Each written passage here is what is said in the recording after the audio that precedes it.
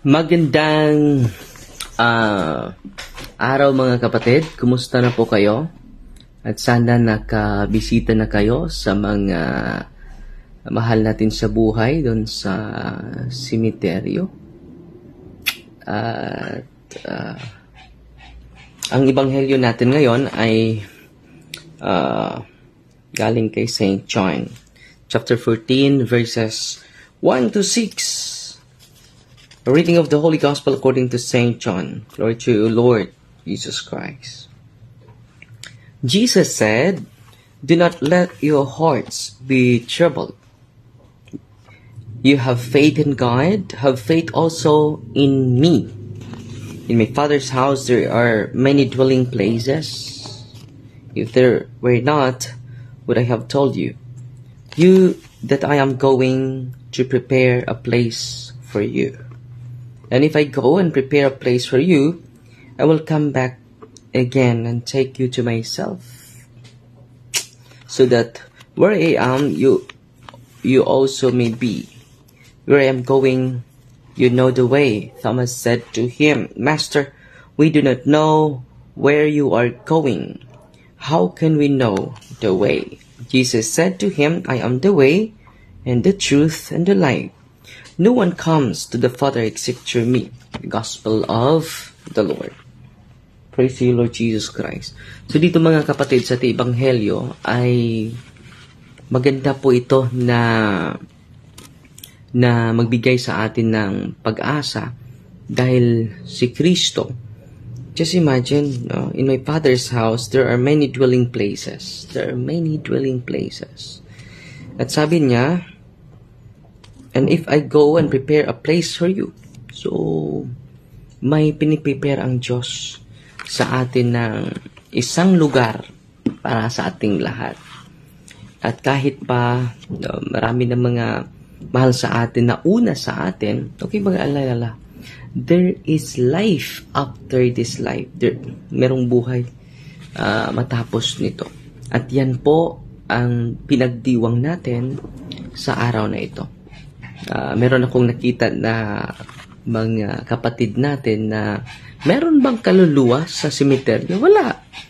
Wala namang kaluluwa doon.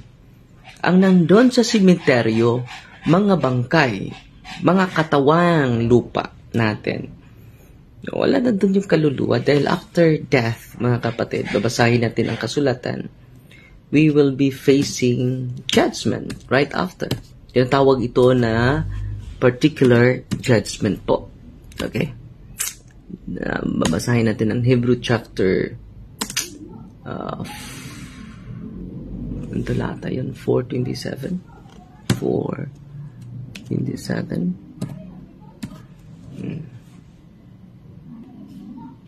2:27. Nakalimut ako. 2:27 ba yun? Right after our death.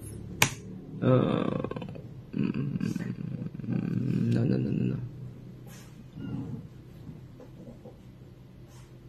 So, sinasabi ni Apostol San Pablo, nakalimutan ko sa talata, sabi na, right after our death, we face judgment. So, there is particular judgment. So, yung kaluluwa ay hindi na natili na sa simeteryo. 9 chapter 3. Salamat, Brother Ariel. Nakalimut ako. 9:27 po. Salamat.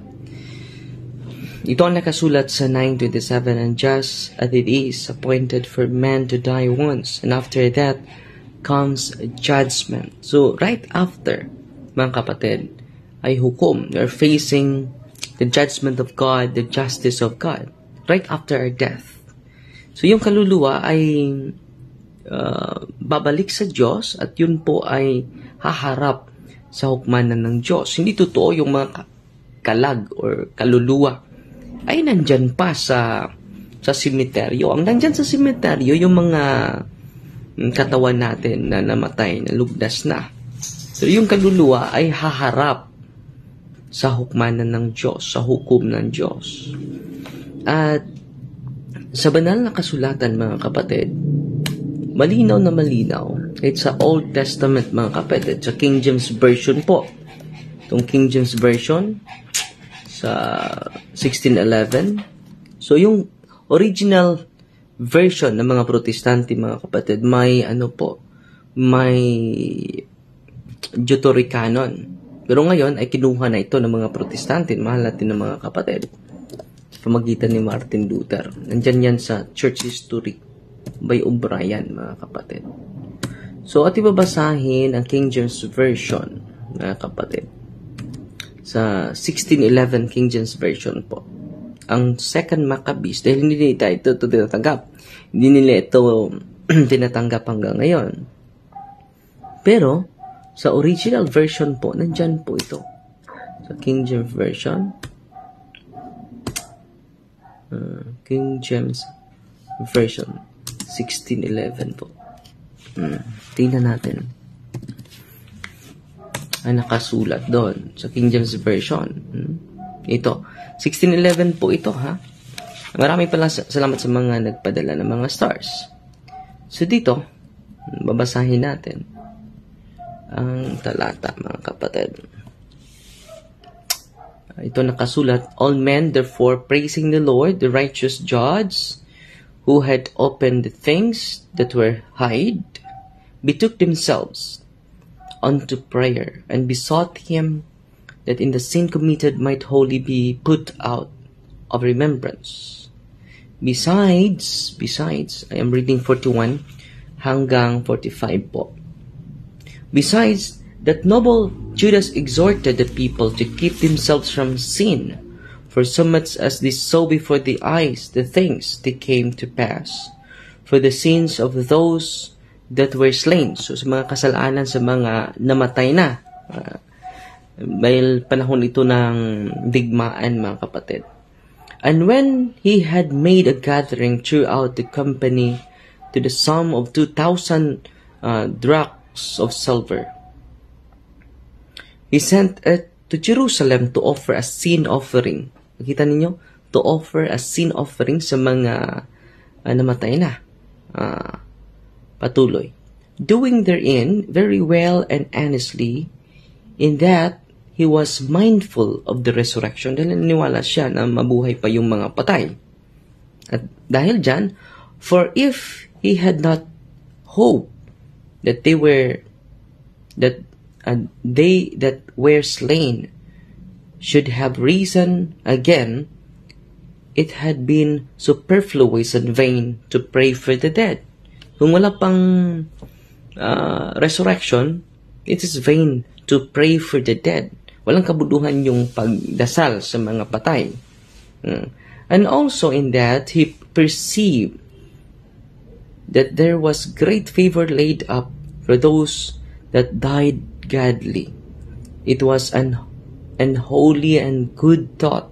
It is banal at magandang mabuti na gawain, whereupon he made a reconciliation for the dead, that they might be delivered from sin.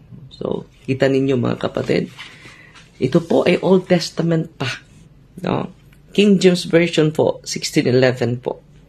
So, yung 1611 mga kapatid, yun po ang official version ng mga mahal natin. So, wala silang takas dito. Dahil ito po ay official King James Version po. Na nagdasal ang mga tao, kahit yung mga Hudyo, sa mga patay. Para sa mga patay, hindi dinalasan nila. Nagdasal sila para yung mga patay ay mapatawad sa kanilang kasalanan so that they might be delivered from sin. No? If he had not hope that they that were slain should have risen again, it had been superfluous and vain to pray for the dead. Walang kabuluhan yung pagdasal ng mga patay kung hindi pa sila mabubuhay, if there's no resurrection. So itong ginagawa natin is very biblical. No? At kahit si Kristo nga, Jesus prayed for Lazarus. Tingnan natin. Yung kaibigan niya na si Lazaro na namatay.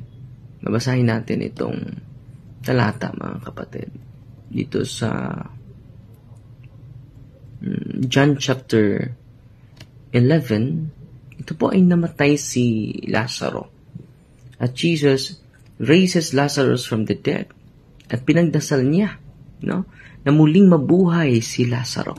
So even Jesus prayed for his friend named Lazarus. Babasahin natin, mga kapatid. John chapter 11, verses 38 to 44. Makita natin kahit si Kristo ay nagdasal sa kanyang kaibigan na namatay. At dahil sa dasal ni Kristo, muli siyang nabuhay. No. So babasahin natin. Jesus once more, deeply moved, came to the tomb. So pumunta siya bumibisita siya. Yan ang ginagawa natin, mga Katoliko, bumibisita sa tomb, sa simeteryo ng ating mahal na mga kapatid. So very, sinusunod talaga natin si Kristo, no? It was a cave with a stone laid across the entrance. Take away the stone, he said. So dito, bumibisita talaga si Kristo sa simeteryo kung saan inilibing ang kanyang kaibigan. Yan din ang ginawa ng mga Katoliko. Ngayong araw na ito, bibisita tayo sa mga mahal natin sa buhay, mga kapatid. At yan po ang ginagawa ni Kristo sa Ebanghilyong ito. But Lord said to Martha, the sister of the dead man, so 4 na araw na po na ilibing si Lazaro. 4 na araw na po. By this time, there is a bad odor. So mabaho na po si Lazaro. For he has been 3 there. He has been there 4 days. Kahit yung isang araw lang, 24/7. And isang araw lang, 24 hours na hindi hindi maimbalsamar. Mabaho na yon. Lalo-lalo na ito si Lazaro, 4 days na. At binibisita ni Kristo. Sino ba ngayon ang may inilaan na oras, inilaan na araw, nabibisitahin talaga natin yung mga mahal natin na nasa may semeteryo? Ang Katoliko, di ba? Si Kristo din. Kung ibang sekta pa ito si Kristo, hindi na tayo pupunta doon. Wala na yung kabuluhan dahil katawan lang yon na nasa ilib. Wala na yon. Hindi na dapat bisitahin yan. But Jesus, deeply moved, came to the tomb. So, binibisita niya yung libingan ni Lazaro. Mga kapatid, patuloy tayo. Then Jesus said, did I not tell you that if you believe, you will see the glory of God? So ito ang sinasabi ni Kristo, if you believe, you will see the glory of God. So sa mga merong pananampalataya, kahit patay na, you can see the glory of God. If we have faith, yung faith natin, mga kapatid, ay daan upang makita natin yung kaluwalhatian ng Diyos. At dahil tayo mga Katoliko ay merong pananampalataya na matibay ni Kristo, we can see the glory of God despite the dead body of our brothers and sisters. Despite the reality of death, we can see the glory of God because we believe in Jesus Christ and Jesus Christ raised from the dead. Grabe yung natin, mga kapatid. Grabe yung biblical foundation ng ating ginagawa ngayon. So they took away the stone. Kinuha na yung bato. Then Jesus looked up and said, Father, I thank you that you have heard me. So nagdasal siya para kay Lazaro. Nagdasal siya sa Ama para sa kanyang kaibigan na si Lazaro. I know that you always hear me, but I said this for the benefit of the people standing here, that they may believe that you sent me. Oh. So nagdasal siya sa pamagitan ng dasal niya sa patay, At dahil sa muling pagkabuhay ni Lazaro, mga kapatid, dumudubli yung pananampalataya ng kanyang mga apostoles. When he had said this, Jesus called in a loud voice, "Lazarus, came out!" His hands and feet wrapped with strips of linen and a cloth around his face. Jesus said to them, "Take off the grave clothes, and let him go." Binabanganan siya ng ng mga clothes. And then muling nabuhay si Lazaro. Kita rin yung mga kapatid, biblical po ito. Mismo si Kristo ay dumalaw sa puntod ng kanyang kaibigan na si Lazaro. So ito ang ginagawa natin. Dahil ito ang gawain ni Kristo. Kahit yung mga relative natin, dinandalaw natin. Iba naman yung tayo ay baka tayo ang dadalawin nila. No? Hindi naman yun maganda. No? At nagbabasa tayo ng mga komento sa ating mga kapatid natin. Si Mark Anthony da Anton Irames, good morning, Father. Hinaot tagaan pagkagkapiskay, kabaskog, kamaya, no, sa atong labang makagagahom. Salamat kayo, igsuon. Si GC Java, mayong buntag, Father Darwin, nakasapon pa jud sa imong live. Salamat kayo. Pwede naman ninyo ito i-replay, mga kapatid. Si Boyless Abe, hey, what's up? Usap-usap, maminaw rako ni Papa Dar. Si Yale Galiega, good morning, Father. Si Yago Susmenia, good morning, Father, from Matalom, Leyte. At si Abragan Ami, hello, Father, good morning. Si Tonight, hello, Father Darwin, watching from Karan Malamino. At si Felisa, thank you po, Father Darwin, for your very clear and consistent Catholic teaching, very inspiring. Salamat, Sister Felisa. At si, pasensya na po, hindi ko mabasa lahat ng mga komento ninyo. So, at si Glee Ribble, nanonood sa atin. Si Romeline Ipanag, good morning, Father Darwin. Si Irene Seth, good morning, always watching from Davao City po. Si Gal Benitez, good morning. Si Catherine Tawi, good morning, Father, watching from Iligan City. Si RB Vance, from Maasin City. At si Lini, nanonood sa atin. So, hindi ko mabasa, no? Si Mary Jane Katakom Ocon, hello, Father, watching from France. Oh, wow! So, may nanood sa atin sa France, mga kapatid. Si Fortune Aka, Father, good morning po. Si Linda Lampay, Happy Souls Day, watching from Hong Kong. Si Enemy Ampit, no? At si Vance, magandang umaga, Brother Vance. Si Tammy Oy Bilisario, good morning, Father, watching from Legazpi. Thank you po. I'm very happy to improve my knowledge. Venus Dumadagat, good morning, Father, watching from Canada. At si Emeralda Gabas Galula, watching from, saan to? So, hindi ko makita, no? Candy Hi, si Tricia Maligon, good morning, watching from Imos, Cavite. Oh, salamat po. At si Marinel Dapayla, good morning, God bless you more, Father Darwin, and Team Deliverance, etc. Raul Oculares Piskay, nga kabuntagon, Father, salamat kayo. Si Eriquita Cantañares Ligas Ibanez, good morning, Father, watching from Jinsan. Lulut Abas Kamot from Cagayan de Oro.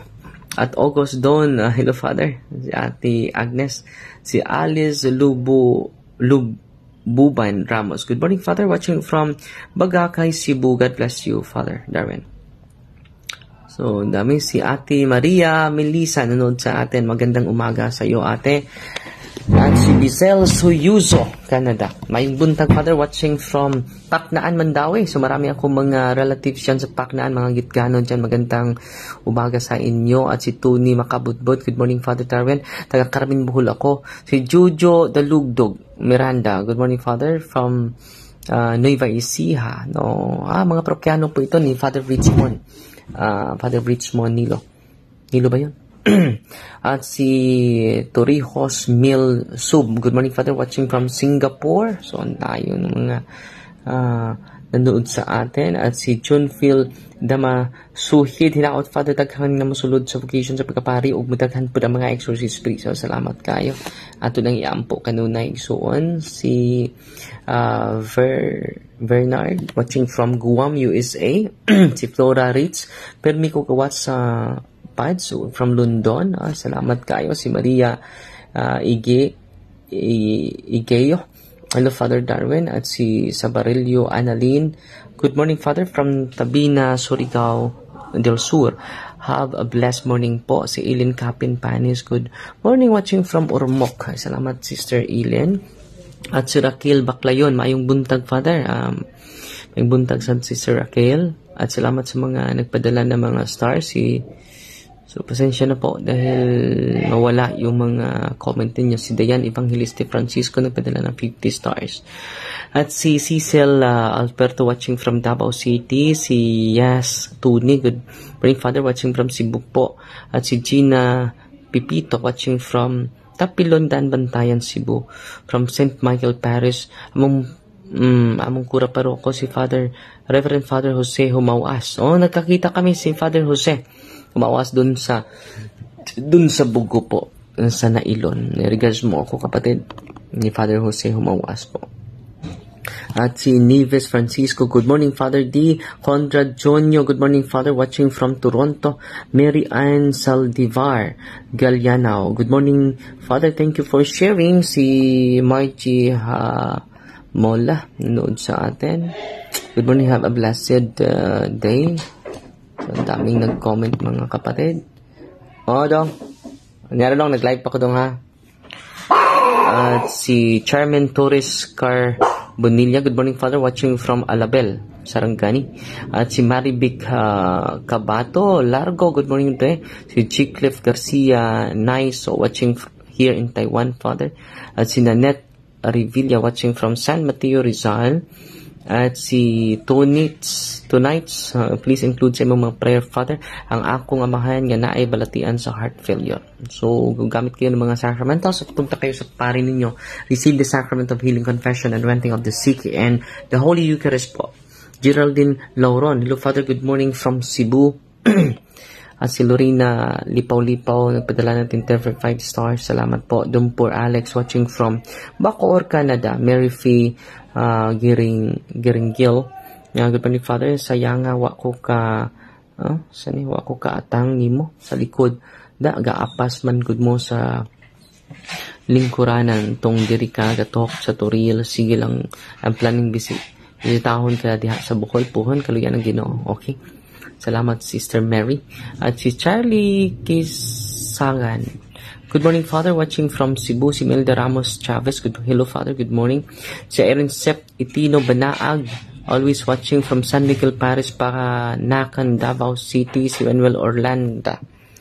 Nanood sa atin. Good morning, Father. Maayong panglawas kanimo si Bishel Suyuso Kanyada. Nagbuntag watching from Paknaan, Mandawi, si Alberto Bravo. Nanood sa atin. Ang daming nanood, mga kapatid. Hindi ko na mabasa lahat. Si Gima Dalis Dumakaya, good morning, Father. Bless on All Souls Day. Meron tayong misa ngayon sa simeteryo dito sa Valencia, Bohol, mga kapatid. Si Adel Dolfa. Hi, Father. Good morning. Si Ruel Parajes Stanel. Good morning, Father Darwin, watching from Riyadh. At si Gaspar. Si Boyles, nanood sa atin. Si Maricel Baay, nagpadala natin 50 stars. Salamat. Si Gibrasco Bueno, watching from Cebu. Si Claire Tan, nanood sa atin. Si Iralyn Aragon, sa Villa Balite. Daghang minagwat gari. Salamat kay Soon. At si Maria Grace Dano, nanood sa atin. Si Cindy Osos, Eruese Gallego,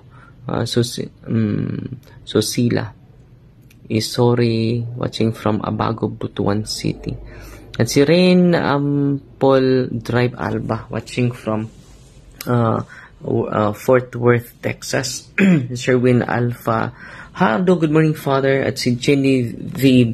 Carisosa, hello, Father. Si Lizel Malinaw, good morning, Father. I'm watching from Gono, Rizal, God bless. Si Yezel De La Torre, good morning, Father. Always watching from Hitape. God bless you more. Nancy Sabalyon. Hi, Father Idol. Morning po. Salamat sa inyong walang humpay na pagsubaybay sa itong programa dito sa live natin at sa punto per punto. Sana ano kayo sa punto per punto, makasubscribe din kayo. Malapit na tayo maabot ng 150k subscribers po. At dahil yan sa inyo at magsisikap at magsacrifice tayo para sa inyo po na magla-live from time to time dahil ngayong gabi or this afternoon, mag-share naman tayo ng mga karanasan natin sa exorcism po. At hindi natin tatatandaan yung mga kapatid natin na nagbibigay ng mga maring aaral at maring unawa sa ating programa po. Maaral po sa Simbahang Katoliko, bibigyan natin ng linaw yan. Dahil kapag hindi natin bibigyan ng linaw, meron tayong apologetic time, meron din tayong healing time, meron catechism time, meron ding exorcism time. So, sa tatlong programa, araw-araw, sisikapin natin at sasagutin natin yung mga komento din. Dahil maraming mga negative comments sa ating mga live, pero okay lang. Yan po ang nagbigay ng inspirasyon natin na sasagutin natin with a humble heart yung mga komentaryo sa ating mga mahal na kapatid sa iba't ibang mga sekta po.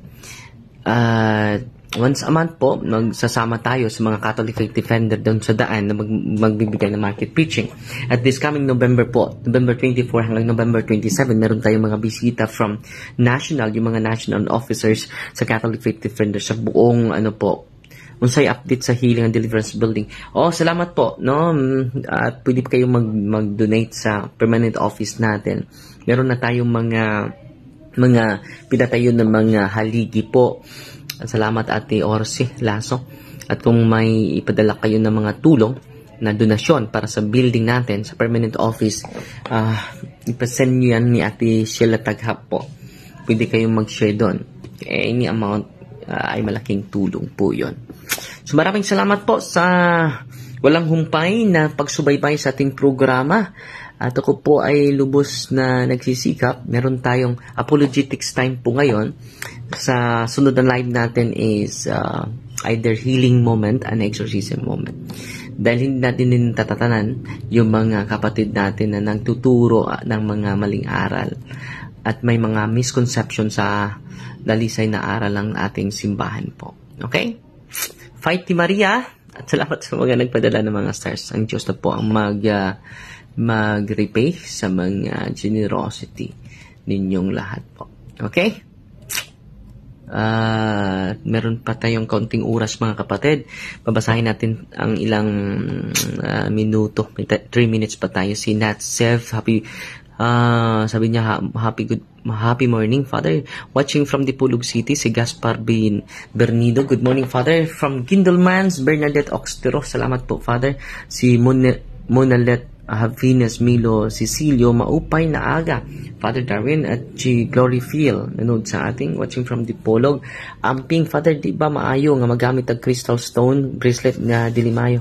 So, gamitin mo yung mga sacramentals ng simbahan, Brother Alex. At si Eva Bubier, good morning, Father, always watching from Minglanilla, Cebu po. May 2 minutes lang tayo. Didi Idoliantes ni Tuda, watching from Jensen. At si Happy Mer na good morning, Father, watching from California. At si Brother Louis Carba, Louis J, laging sumasagot sa mga ultra-traditionalists. Siya ang very dedicated na sumasagot sa mga ultra-traditionalists. No? Patuloy kapatid, at dahil sa iyo ay maraming na-inspire, maraming din na-enlighten.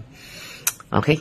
At si Gaspar Bernido, good morning, Father, from Gindleman. Si Aminilito Makasukol, good morning, Father. At si May Rose Talay Lutok, nanood sa atin si Edwin de la Cruz, nanood sa atin sa dito si Brother Edwin, good morning, Father.